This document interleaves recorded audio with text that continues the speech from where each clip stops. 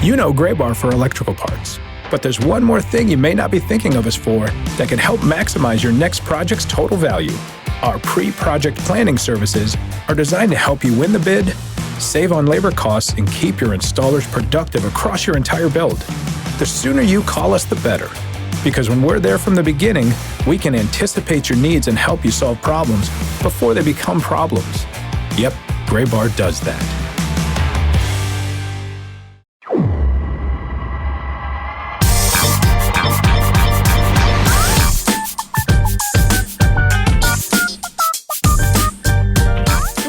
Or good afternoon or evening or whatever time you're choosing to listen to this podcast. You can't really timestamp or date a podcast as to when people are listening. So I ruined the whole thing already straight out of the gate with the intro. It's morning for me. It's afternoon for my two co-hosts. My name is Tyler Mon.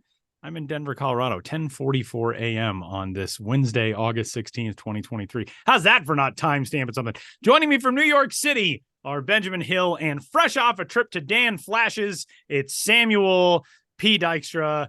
Hi, Sam. That might be the closest I've ever gotten to actually cursing on the show. I almost just cursed you out for that. And then I realized there's a hot mic situation here and we don't need that out in the wild. Listen, man, I got this shirt. I like that shirt. I got this shirt basically specifically for spring training. Okay. I was walking around a vintage store. $800 because the patterns are so complicated. Yeah, that's exactly what it is. It's got some some pink flowers on it, some orange flowers on it. You know what it makes me think of? It makes me think of flies, fly fishing flies. That's what it makes me think of. And I like it. I like it for that. I could definitely see that. Ben's more classic today. Ben's in like a maroon and gray checkered flannel. I don't know if it's actually a flannel, but I feel like anything with that pattern we just automatically call flannels now in society. Is that right? Yeah, it's not. It could be flannel, but it's not. It's just maroon. A cotton, a breathable. It's a classic Ben's Biz shirt. If you've seen pictures of me on the road or met me on the road, there's basically like a 30% chance I was wearing this shirt that day. I'm a pretty predictable in my wardrobe, and I wear shirts until they can't be worn no more. I don't look at a shirt and say, "Oh, it's out of style now." I'm like, if I fit into it and it's not stained or missing buttons, then it's good to go. You have to join Sam on his next trip to the shops at the creek. Anybody who has never watched I Think You Should Leave is like, what are these idiots talking about? And now there's your recommendation to go take up the rest of your morning / afternoon / evening or whenever you're listening to this, as we welcome you into the latest episode of the Show Before the Show podcast, the official podcast of minor league baseball. A lot to talk about this week, as we hit really about a month and a half left on the minor league calendar on field in 2023. We are basically exactly a month and a half away from the AAA championship game, which is sort of wild. But gents, it's been a loaded couple of weeks since the trade deadline and the MLB All-Star break and everything else have elapsed and wrapped up. Yeah, I mean, Ben and I have talked about this a lot because it's Ben's specialty word, but we're getting emails into our inboxes now about the penultimate homestands. Yeah, it is penultimate homestand season, which is always a little I don't quite say disturbing, but unsettling that we're like, wait, what? We're already the swift shifting sands of time.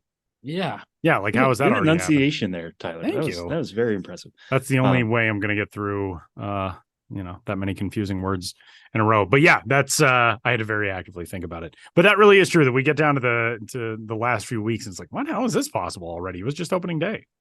Well, not only that, but just the way minor league baseball works now with the 6-game series. I mean, it used to be the penultimate series could happen in the last week because you would be facing multiple opponents in 1 week. Now it's just one 6-game series all week. So you're going to get these. It's going to feel early, not earlier and earlier, but it's going to feel early for a while until we really settle into this. Now we're in season 3, like we should be kind of used to it by now, but still taking some getting used to. But yeah, we're around that time now. I mean, the AAA National Championship, I think, is 6 weeks away as we sit here in mid-August. So we're already looking at postseason. We're already looking at playoff elimination numbers and all that for the second half. And it's about that time. And in addition to on-field stuff, we've also had some other cool events that have steamrolled their way through minor league ballparks and will continue to do so. I was lucky enough to be part of one of those last week. Yeah, you were in Hartford, as you guys talked about on the pod, when you were in a minor league city, and Ben was in a major league city. But yeah, you were in Hartford for Home Run Derby X. What was that experience like? And that's not your only one. You're going from Hartford. Well, you're back in Denver now, but then you're going to be going to Fredericksburg to catch another Home Run Derby X event. Next week, the home of the Fredericksburg Nationals, the second Home Run Derby X event to be held in the United States, will take place coming up in Virginia. But yeah, last week, got a chance to head to Hartford to Duncan Park, no longer Dunkin' Donuts Park. Although the first time that I said the name of the ballpark with Hartford Yard Goats broadcaster Jeff Dooley on our call of Home Run Derby X, I definitely said Dunkin' Donuts Park. But man, it was great. First off, shout out to the fans in Hartford, because Home Run Derby X, an event that had only been held internationally until last week. Fans had never really gotten to see it in person, didn't really know what it was about. That did not matter in Hartford. They sold out 6,000 plus tickets within a week. Those fans were amazing. They were so much fun to have in the ballpark and to be engaged with Home Run Derby X and all that.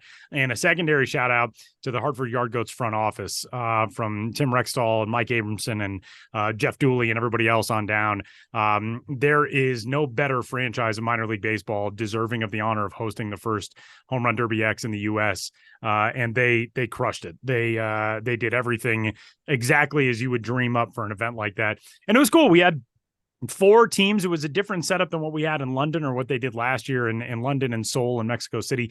4 teams, each led by a former big leaguer. So of course, Nick Swisher was part of it, as was Johnny Gomes. Those 2 guys are Home Run Derby X stalwarts. Dexter Fowler, who won a World Series with the Cubs and won Home Run Derby X in London.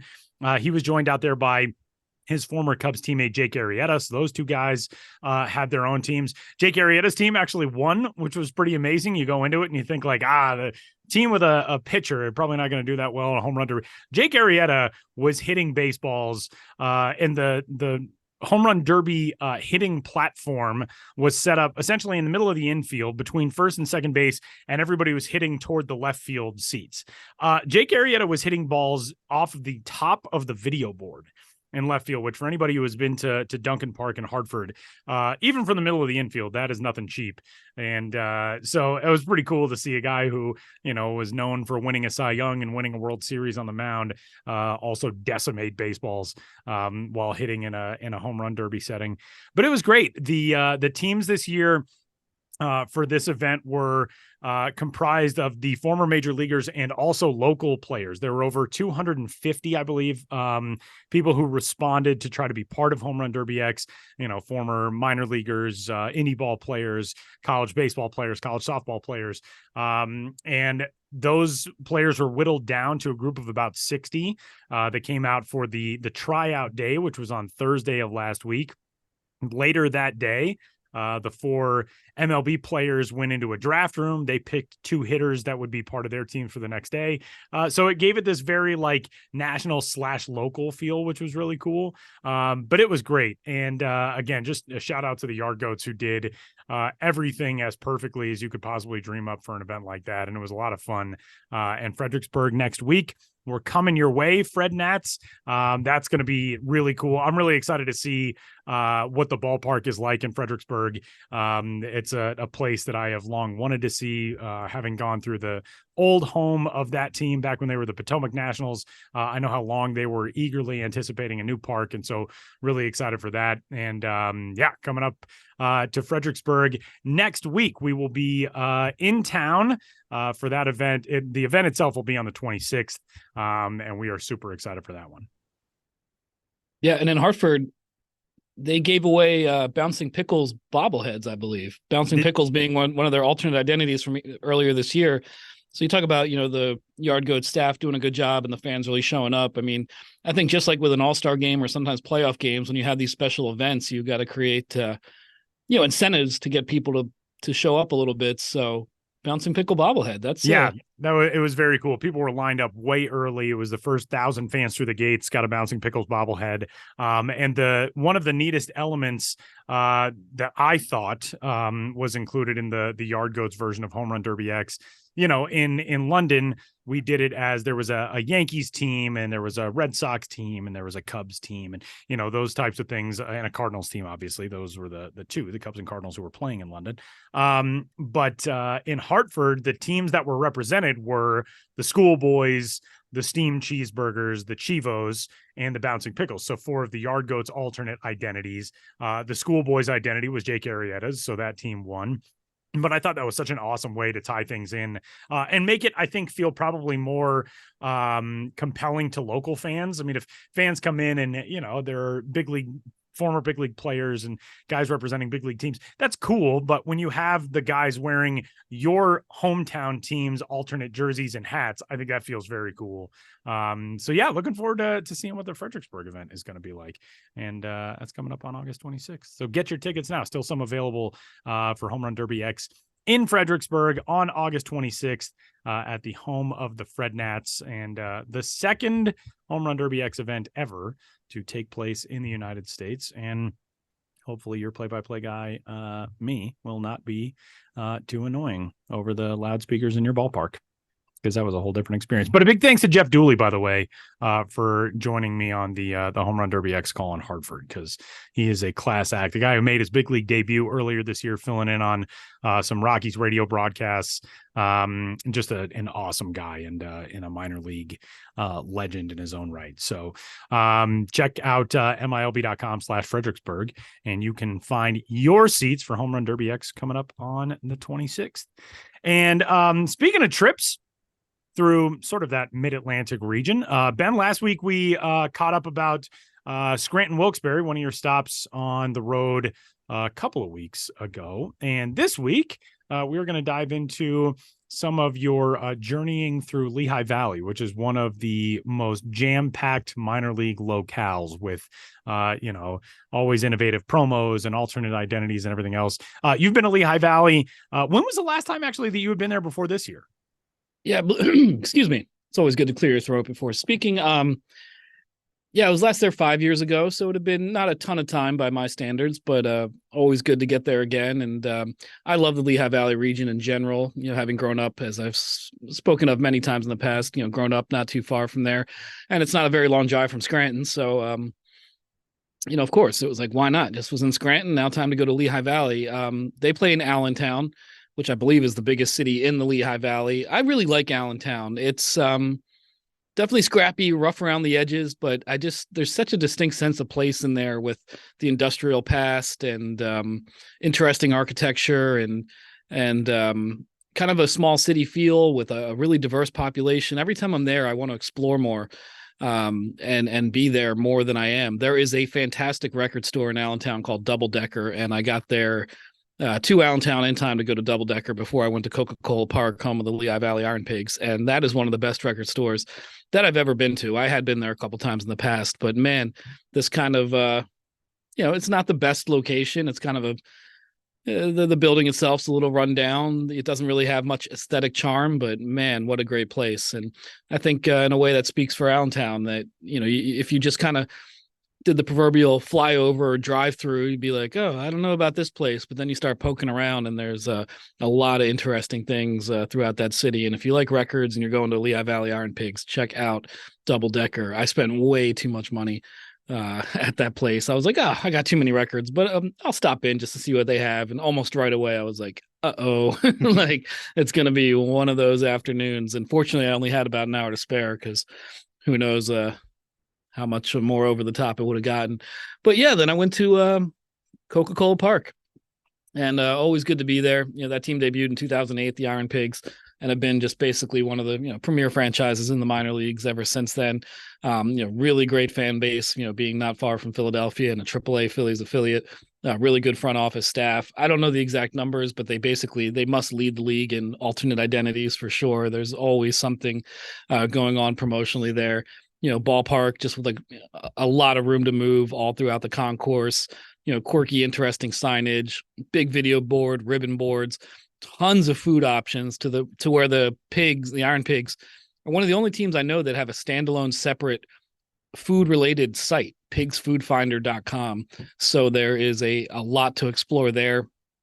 I was there on Scrapple night, So they're paying tribute to Scrapple, which we've talked about in the past, that beloved meat mush of Pennsylvania. I think in Pennsylvania, it goes back to, the Pennsylvania Dutch heritage. And Delmarva Shorebirds in Maryland have also done some Scrapple themed stuff. But my designated eater, Jonathan Armstrong, he got a Scrapple sandwich at the ballpark, which you don't get to see very often.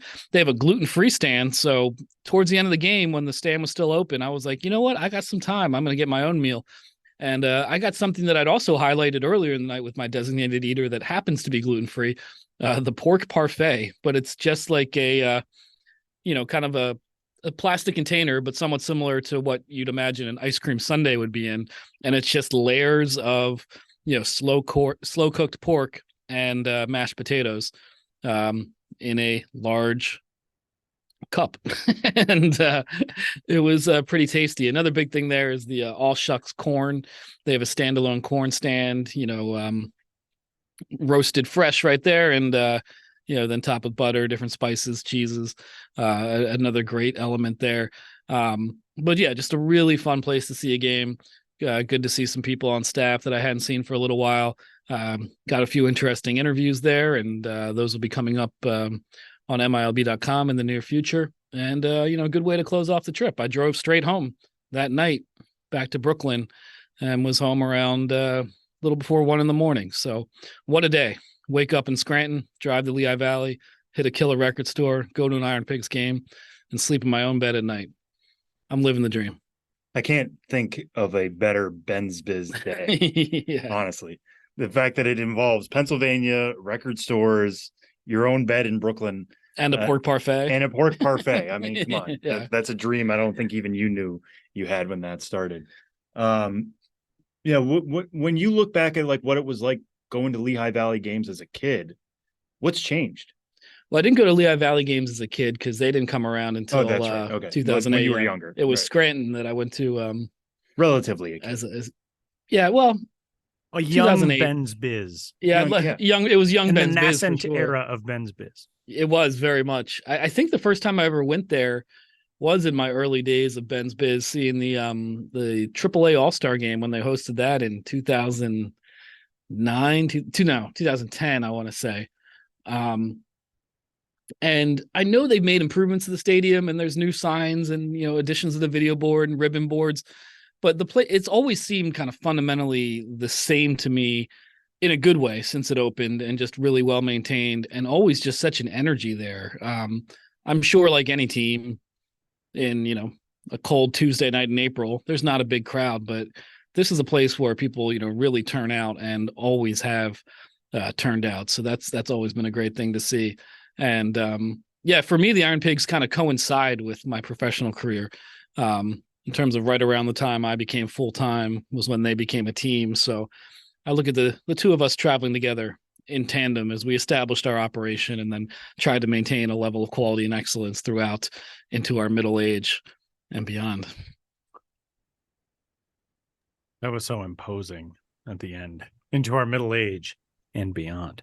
Ben, what's coming up next? What as you wrap up one road trip and set sights? I know you had a road trip that has been jettisoned. Yes. Jettisoned. I like that word. What's coming up next? You have anything between now and the end of this rapidly dwindling 2023 season?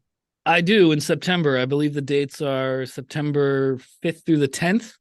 And we can get into the specifics of that maybe next week, just because I don't have the exact itinerary in front of me. And I want to keep people waiting. I want people to be listening to this and saying, where is Ben's Biz going to go? Is the Great One going to visit my town? Shall I see him wandering on the concourse? And needles. Yeah. But no, I'm getting out there one more time, and that's great. But in the meantime, I feel like I have at least one article I will or can write from all of my trips so far. I know I have at least one more I can go back to all the way to dating back to my Pacific Northwest trip in May. Just did a story from this most recent trip that went up on MILB.com this week on Richard Tylicki. He's the Binghamton Rumble Ponies Director of Operations, and he's been working with the team since 1995, back when they were the Binghamton Mets, but they've always been a AA Eastern League Mets affiliate. But throughout almost the entirety of his time with the Rumble Ponies, dating back to 1995, he also served in the Pennsylvania National Guard. So an interesting minor league career in that he always had his National Guard service obligations as well as 5 deployments throughout that time. And one of the deployments was 9 months. The other 4 were for a year. And one of those 4 was preceded by a whole year of preparation for the deployment. So you're talking overall something like 6 years in his stint working for the Rumble Ponies, in which he was not working for them. He was serving serving the country as an Army National Guard member. So it was interesting to talk to him and, how supportive the team had been through multiple ownership groups and, in dealing with that schedule. There are acts of legislation that, protect the employment of, service members such as Richard and that, that have some job guarantee. But he always said that, the team was welcoming and went above and beyond. And then just talking about that sort of disconnect of, what's important when you're working in a minor league ballpark and then what's important when you're in Kuwait or wherever you may be on a deployment. You have just different priorities, but he also made a lot of parallels too, just in terms of being in the military and working in minor league baseball, and it's a mix of inside and outside, a diverse array of job duties, having to think on your feet, working long hours, and he saw a lot of parallels too that I think each one fed into the other. So an interesting guy, and another Ben's Biz story for all to enjoy, hopefully.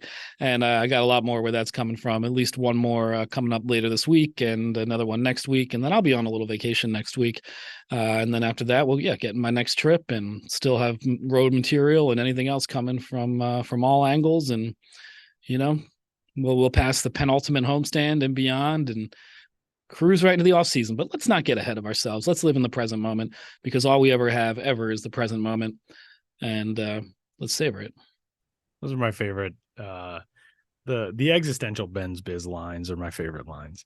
Well, and we are going to get to go into a present moment that you savored at the time and now get to savor in retrospect with our conversation in today's episode of the Show Before the Show. Yes, we can do that. Thank you. Before I was in Lehigh Valley, as I mentioned before, I was in Music, PA, home of the Scranton Wilkes-Barre RailRiders.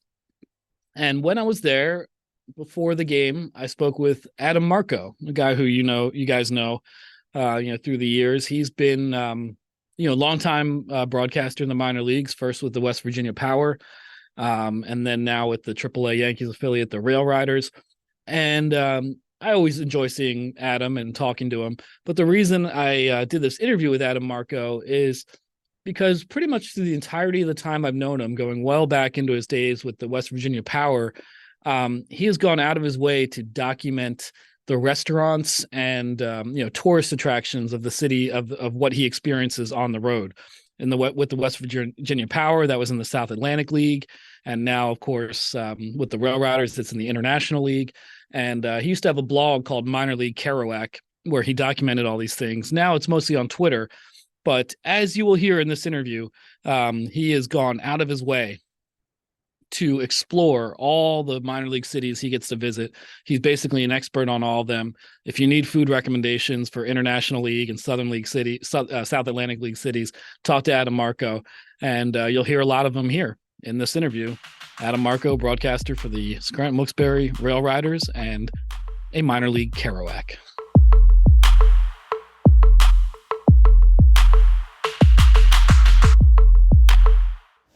I'm here with Adam Marco, play-by-play man, broadcaster for the Scranton Wilkes-Barre RailRiders. First of all, I know there's a lot of debate on this. What do you say, Scranton Wilkes-Barre. Barre. So yes. You say Barre as well. Yes, there's Wilkes-Barre, Wilkes-Barre, and Wilkes-Barre. Right.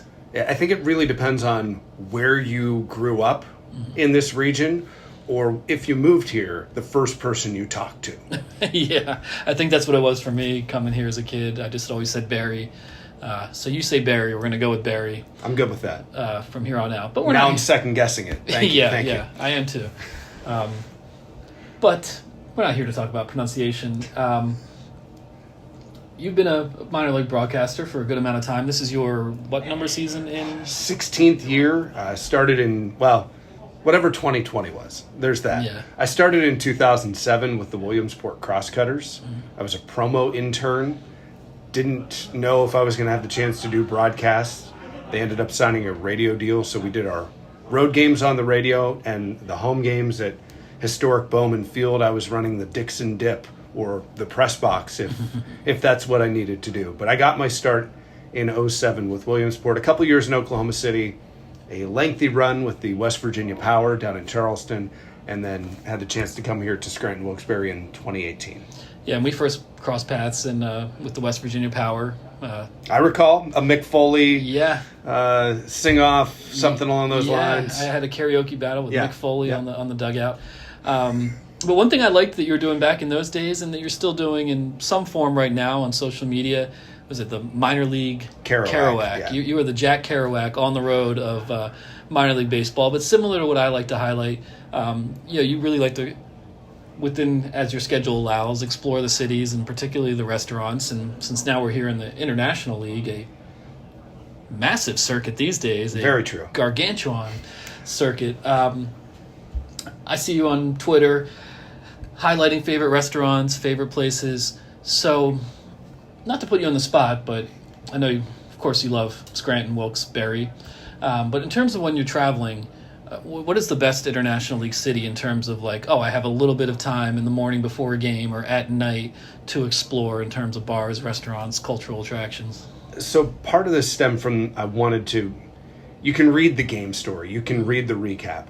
So the blog a decade ago started out here's what else happened on the trip. Yes. And it really got me into what am I doing in these towns, these cities that we go to? So what can I experience? What's the cuisine?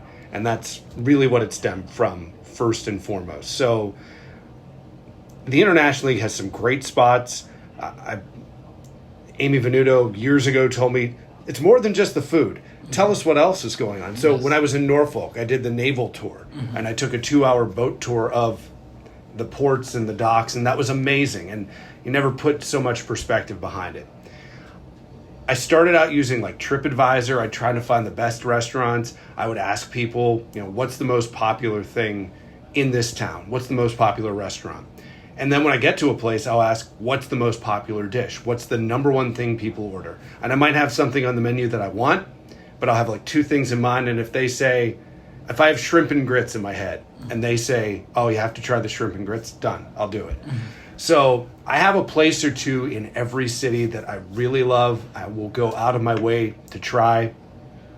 I don't know if I can pinpoint a particular one. This past trip, I gave a 10 out of 10 to Duff's Wings in Buffalo. It's in Amherst. It's about 20 minutes away from downtown Buffalo. Perfect sauce, shoestring fries. A 10 out of 10 on my scale is rare. Also, the scale is made up. So, it's a 8.01 at Bar Bill. Why is it 0.1? I have no earthly idea. It's very much whose line is it anyway, point style. Yeah. But it does reflect my thoughts. So, I've been a fan of Duff's in Buffalo since I started going there in 2018. Saltine in Norfolk, Virginia is one of my favorite places. A couple of years ago when I started driving down to Allentown, going to Lehigh Valley, there's Yule's Oyster House. I'm a huge fan of oysters. I'll get them wherever I can. And it's another 15, 20-minute drive. I started to drive to some of these places. It saves on Uber, makes up for in gas, I'm sure. But I don't want to be just limited to what I can walk to. And if need be, I will scooter wherever I can. Norfolk is a great place for that. Charlotte was a great place for the scooter tours. So there are a few places off the top of my head just in recent trips for this team. But I've found a spot pretty much in every city. If I go to Toledo, you have to go across the bay to the other side of that little waterfront, and there's a great set of restaurants there. Indianapolis has a couple of really fun places. Louisville. There's some places that I hope the schedule makers let us go. I'd love to get to Memphis. I'd love to get to Nashville. And I've been there for the winter meetings or for baseball trips in years past, but I'd love to get back there, Jacksonville, and try some new spots. We're kind of the old International League North, so I have my places like the Worcester Public Market. If you're up in that direction, get Accra African Fusion. It's tremendous. Right next to it in the public market is the Momo Palace, the dumplings. I mean, this is a lot of food. It's what I do, but I can't just sit in the hotel. Yeah. So whether it's going to find the best golf course if I have the time in my day, usually at the end of the week, or taking a historic tour. There's a trail down in Charlotte, in Norfolk, have separate walking trails and where you can go and experience the history of those regions, of those cities. That's a big part of what I like to do as well. I find that interesting, and I think the listeners, it resonates with them, hearing not just about what's happening innings 1 through 9, but the rest of the day. Right. So this is not just a personal pursuit for your own selfish ends. It is. No, it's mostly that. But yes, it's research as well. I've had fans stop me recently and say, really appreciated hearing about that naval tour in Norfolk, and you don't really recognize the size of these battleships until you're up against one, and then you see the next one. You see an aircraft carrier, and you're like, well, that other one's very small. So it really helps me on the broadcast side. It helps pass the time in some of these cities, and I think for the fans that listen on the radio that don't make the trip to these spots, you have the ability to learn, what is that region known for? What's that region about? And in your West Virginia Power Days, you had a blog documenting a lot of this. As we were talking before I started the interview, blogs are not so much a thing right now for reasons that sometimes are a little unclear. It's a great format. Right. But, so now on Twitter, or X as I guess it's technically called, I know that you do some documentation there. Do you document this in other places, or is your ranking system all on a spreadsheet? I mean, how methodical are you about the places you've been, and where do you put this information? It is predominantly on X, Twitter, whatever you would like to call it at this point in time. There have been thoughts in my head about doing different versions of this over the last couple of years, but for the time being, this is predominantly where it lives. But it also, it lives in our broadcast, because everything that happens during that day, or nearly everything, a story is told that night, because I want you to understand what that area is known for, what the most famous cuisine is. When I was in the South Atlantic League, I did a tour of what are the best sandwich places across the entire South Atlantic League. It was Zunzi's in Savannah, Georgia. What was the best barbecue? Which was Willie's, locally known in Lexington, Kentucky, which I don't think is open anymore. So I had at one point a yearly cuisine, and then I just got burned out of I can't do barbecue anymore. So now I really want to know what each city is known for. After beginning in 2021, after the reorganization of minor league baseball, the 6-game series became a regular thing. Has that helped you in terms of the exploration, and that you can really settle in or hunker down, or do you wish you kind of were able to bounce around a little bit more? I would be one to say I'd like to see us bounce around a little bit more. I understand the player development side, the player side, that it's tough on a normal person, let alone these athletes that are traveling and hoping to put in a good effort tonight and again tomorrow and the next day. I would love to see some more variation, but I understand entirely. That's a split answer. I think that's the Democratic answer to it. But I'd love a day where we have a 3-game series and then we have another 3-game series on a 6-game trip. Keep that aspect of it. And, we go to Buffalo, Rochester, which are an hour and a half apart or something like that. That's easy for us. It's not easily done in every other spot in this country, and I understand that. I think I settle in. I think there are some places like Worcester where I'll go to the public market a few times, experience one restaurant that I like there, then go to a different stand, probably pick up dessert there every single day. Don't pass that up at any point in time either. There are some spots where after a while you're just ready to go home. You feel like you've been there a month and it's been 3.5 days. Yeah. The weather has a lot to do with that in all of these stops as well. But I wouldn't mind going back to a different setup, but I understand what it is, and try to make the best of what you've got in each of these cities. And tonight we're speaking before a Scranton Wilkes-Barre RailRiders versus Rochester Red Wings game, Thursday, August 3rd. So Rochester Red Wings. If one was to go to Rochester, one of 17 Rochesters in the country, as a reader pointed out to me when I failed to identify what state was in, and they said, hey, there's 17 Rochesters. We're talking Rochester, New York. Right. Do you have any favorites in Rochester, New York? Well, the thing you have to do in Rochester is the garbage plate. Yeah, Nick Tahoe's. They are known for that. I'm a Stevie T's guy. It's a little bit of drive, but you know what? That's fine too. Nick Tahoe's the original. I've had that. I've had Stevie T's. So that is like the staple. That's what you have to say. There's a restaurant downtown called Bronca. There's a newer one that I've gone to the last couple of trips, Native, also in the downtown area. Both very good. Those two stand out atop the list. But, you know, each city is known for something. And you have to convince somebody, I think, to get a garbage plate. You have to explain to them what it is. And then at least you got to try it one time. I understand that. I've been trying to convince people for years. It's a once-a-year rite of passage, I think, for international league broadcasters, at least for myself to do, and then force upon somebody else to go with me. Yeah. And speaking of forcing someone else to go with you, I mean, often being a broadcaster can be, well, you're traveling with a team, but it can be a solitary life in a lot of ways. Do you go to a lot of these places alone, or do you have regular traveling companions? How does it work socially? We've been very fortunate since I got here, and even predecessors prior to, John Sadak and Derek Hedrick, would travel together. So over the years, my number 2 broadcaster, Adam Giardino, for 2 seasons, Joe Vasile and I barely traveled in 2021, Steve Granato last year, and this year I've got Emily Messina on the broadcast with me. Travel to most, if not every road game, a couple of the longer trips that we don't send to. So I've got a built-in best friend with me no matter where I go.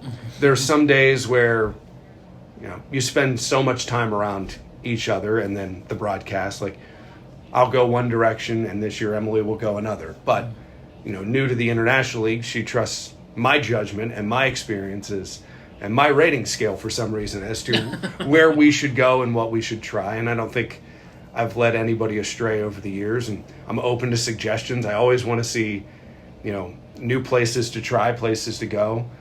Trey Wilson down in the Eastern League with Richmond put it out on Twitter a few years ago. Hey, what are some Eastern League spots I should try? Trey's an expert in the Eastern League. He is.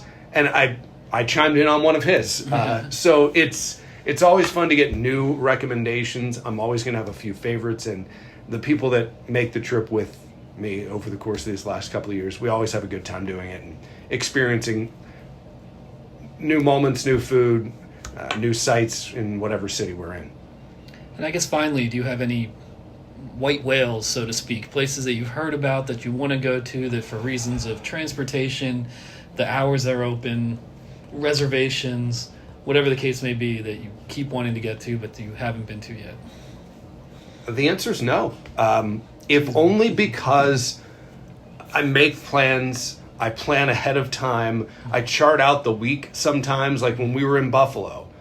And Buffalo's not, you know, there's nothing out of the ordinary necessarily there. But, all right, Tuesday we're doing this. Wednesday's a day game. We drove up to Niagara Falls, the Canadian side, on Wednesday night, which I had never done in 5 years. Thursday, we do wings. Friday, we're doing Ted's Hot Dogs and Hamburgers, which is a mainstay in that region. Saturday, we did Bar Bill. And Sunday, we're got a game and we're out. So, like, I also plan out the week to a certain extent so I know where we're headed. And if somebody says, oh, you have to try, all right, what are the hours? What's our schedule? So there's nothing that I haven't necessarily done yet. I mean, there are plenty of places I haven't gone to eat on these trips, but if somebody says it, I will find a way to work it in. Well, any good broadcaster will tell you preparation is a key aspect of the job, and you bring that preparation into your local travels as well whenever you're on the road. So now people can check out a little more, at least, on Twitter X Twitter. You are at Marco_16. At Marco_16. So I think that's a great resource for checking out the highlights throughout the International League, and maybe that blog is still up there somewhere. I think it is. I actually look back for it every once in a while. I blogged about the lengthy excursion the day of the eclipse. Mm-hmm. We were down in, I don't know, Greenville, Columbia, somewhere, and we had a nightmare bus ride back, and I often want to reference that, and I'm pretty sure that was like the last blog post I wrote. Yeah, well, don't let it disappear. Blogs are a key part of history, and for now, though, check it out on Twitter. I'm not even going to say X again. But thanks, Adam. That was great talking to you, and I think people are going to have a lot of great recommendations from listening to this. I hope so, and thank you so much for coming out to PNC Field. It's great to have you here. It's great to be back here in Scranton, Wilkes-Barre.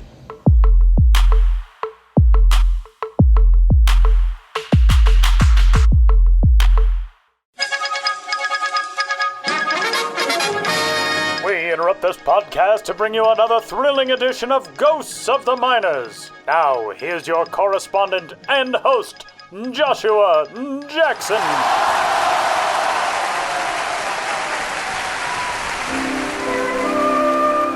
Welcome back to Ghosts of the Miners, in which all of you out there in Radio Land must identify the legitimate historical ball club hiding amidst the fraudulent pair.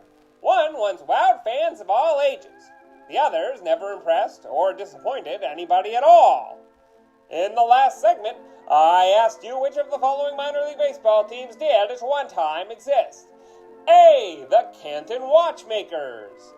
B. The New Bern Cuckoo Clocks. C. The Cairo Sundials. You know what time it is if you picked A. The Canton Watchmakers, who idled away the hours for a couple seasons in the Ohio-Pennsylvania League over 100 years ago. But who's measuring?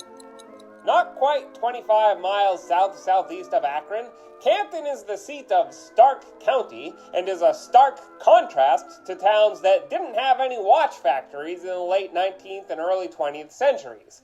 After the Duber Watch Case Company bought the Hampton Watch Company in 1888 and built two enormous, nearly identical side-by-side factories in Canton, it was said that 1 out of every 10 residents worked for one of the two concerns.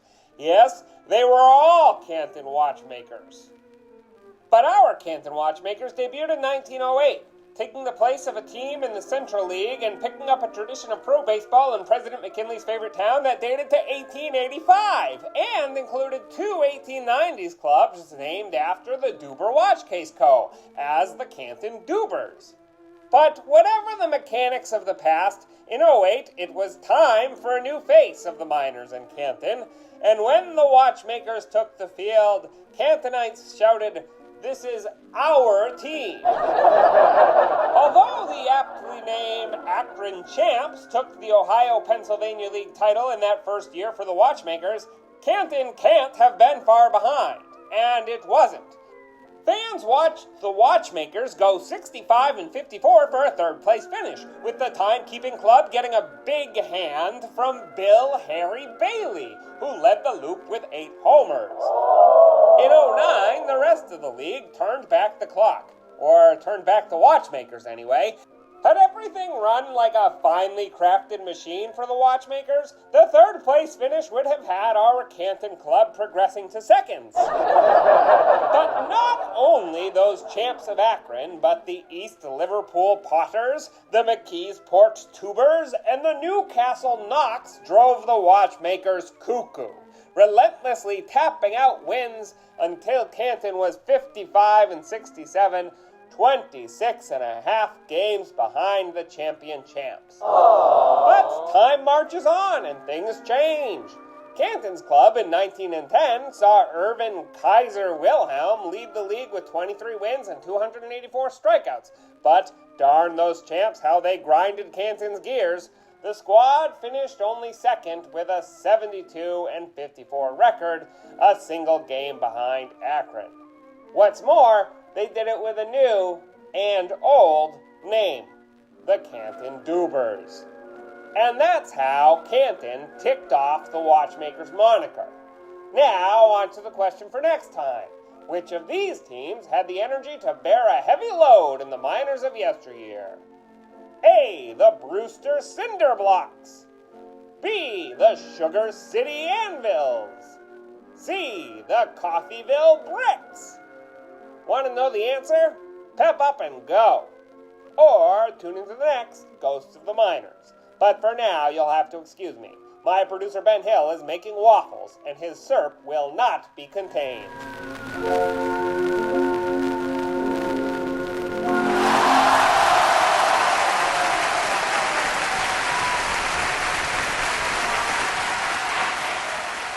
Wrapping up this week's episode of the Show Before the Show podcast, MILB.com, where you can still find all of the best in our promo news and other fun on-field / off-field stuff.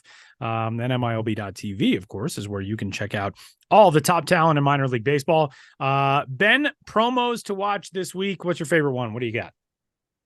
Yeah, this is one we talked about, I know, in past episodes, but now it's happening Friday, today. For those listening to this podcast on the day it's released, today, August 18th, a Friday, the Akron Rubber Ducks will be playing as the Sauerkraut Balls. And that is just like with the JoJo's, the Akron JoJo's, a potato side dish. Sauerkraut Balls is another Akron alternate identity that I'd never heard of in any way, shape, or form before the alternate identity was released. So that's my favorite thing about any alternate identity, that makes you go, huh, what? And then learn a little bit.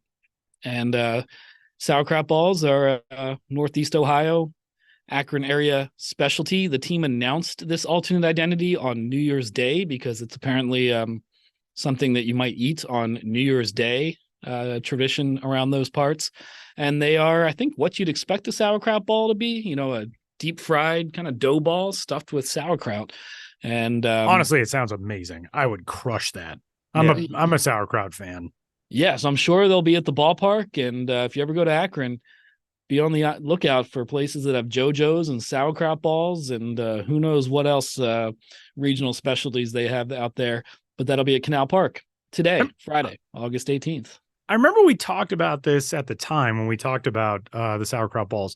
Is there like a dipping sauce of choice with a sauerkraut ball? Yeah. And I think the team was kind of trying to stipulate like what the different options were, but I believe marinara. Oh, interesting. Is the go-to. But I think with something like that, a dough ball with sauerkraut, you could think about all sorts of different dipping sauces that might work with that. I could see, like a ranch style or blue cheese style working, maybe a Thousand Island. I know that Northeast Ohio is real big into mustard and people have strong opinions about mustard. You could probably go with like a spicy brown beer mustard. That's what I do. Yes. So that would definitely be an option. And I don't think you'd be, shamed for that. I think you'd be celebrated, but I can't speak for the people of Northeast Ohio. All right. On the .tv side, Sam, what are you watching this week? Yeah, so this week I'll be keeping an eye on Louisville against Iowa, particularly on Saturday. Saturday will be our free game of the day, so you'll be able to watch that one for free on MLB TV, MLB.com/pipeline, MLB.com. Multiple ways to watch that one for free. You don't need a subscription to watch that one Saturday. But that's a fun matchup, not just because it's two NL Central affiliates going up against each other, Louisville Reds affiliate, Iowa Cubs affiliate. But there's some really good prospects in that game. Pete Crow Armstrong is going to be the standout. He's our number 12 overall prospect right now in the top 100. Connor Phillips is expected to start that day for Louisville. He's actually led the minor leagues in strikeouts for much of the season, been up top at or near the leaderboard for pretty much all summer.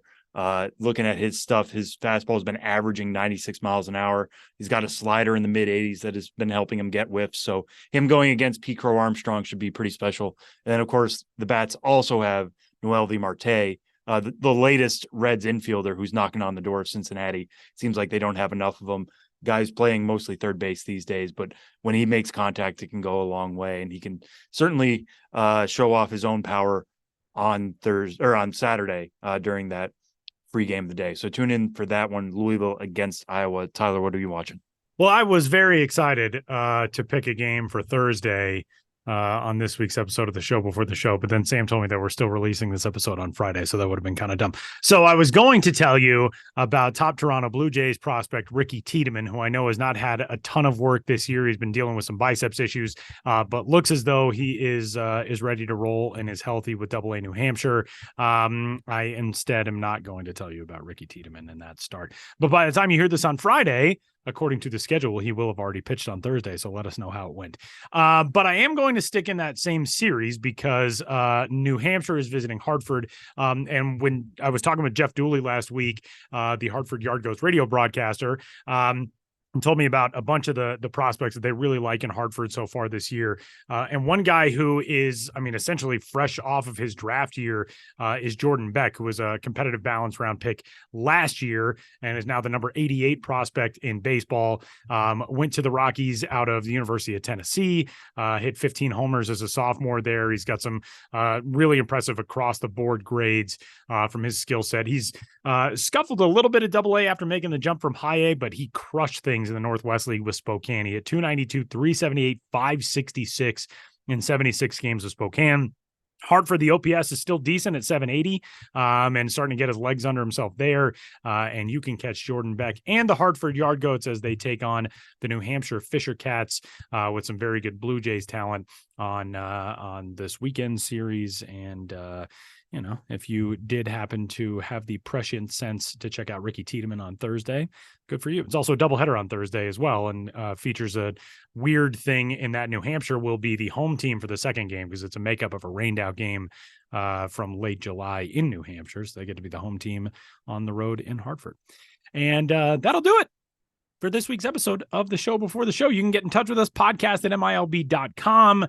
Send us your questions, your thoughts, your comments, your concerns as we head toward the final month and a half of minor league baseball's regular season and postseason. And for Benjamin Hill and Sam Dykstra, my name is Tyler Maughan. We'll catch you next week.